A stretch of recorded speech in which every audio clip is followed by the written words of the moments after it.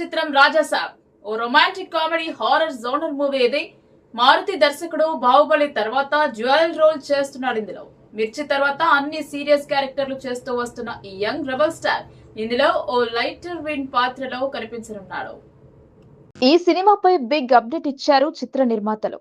ప్రభాస్ అభిమానుల్లో జోష్ నింపేలా సినిమా విడుదల తేదీని ప్రకటించారు. అలాగే టీజర్ రిలీజ్ తేదీని కూడా కన్ఫర్మ్ చేశారు.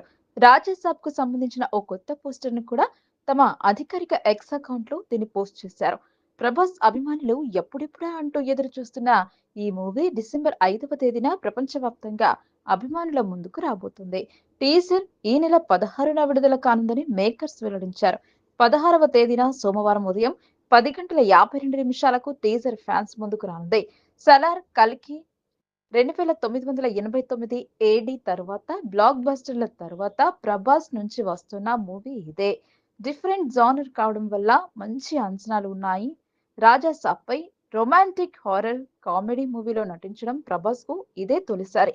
ఫలితంగా అభిమానులు ఎలా రిసీవ్ చేసుకుంటారనేది డిసెంబర్ 5వ తేదీన తేలిపోతుంది.